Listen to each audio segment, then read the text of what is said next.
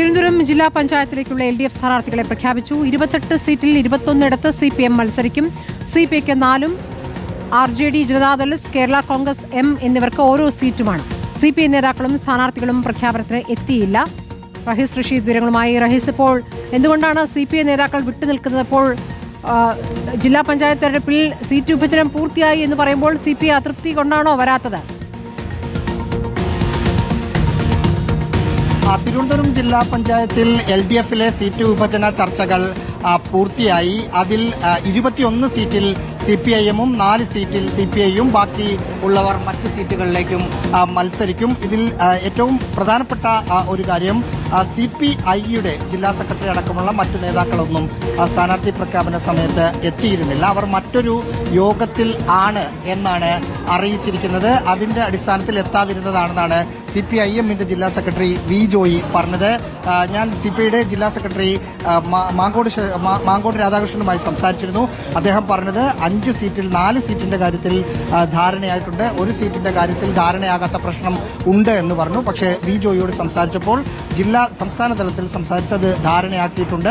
അവരുടെ ജില്ലാ കമ്മിറ്റി ഓഫീസിൽ നിന്ന് ഇമെയിലായി സ്ഥാനാർത്ഥികളുടെ ലിസ്റ്റ് നൽകിയതനുസരിച്ചാണ് പ്രഖ്യാപിക്കുന്നത് എന്ന് പറഞ്ഞു. ഇതിനകത്ത് 3 ബ്ലോക്ക് പഞ്ചായത്ത് പ്രസിഡന്റുമാർ ഇത്തവണ ജില്ലാ പഞ്ചായത്തിലേക്ക് മത്സരിക്കുന്നു എന്നതാണ് പ്രത്യേകത. 21 വയസ്സുള്ള ഒരു SFIയുടെ വനിതാ സഖാവ് കിളിമാനൂർ ഡിവിഷനിൽ നിന്ന് ജില്ലാ പഞ്ചായത്തിലേക്ക് മത്സരിക്കുന്നു എന്ന പ്രത്യേകത കൂടി ഉണ്ട്.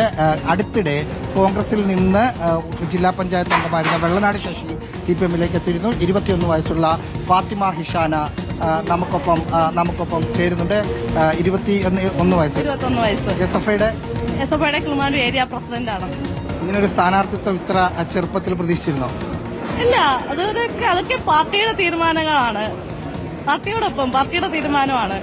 മുമ്പ് കഴിഞ്ഞ വർഷം 21 വയസ്സുള്ള ആര്യ രാജേന്ദ്രനെ മത്സരിപ്പിച്ച് വിജയിപ്പിച്ച് മേയറാക്കിയ പാർട്ടിയാണ്. അതെ അത് അപ്പോൾ നമുക്ക് നോക്കിക്കാണേണ്ട പാർട്ടിയാണ് കൃത്യമായിട്ട്.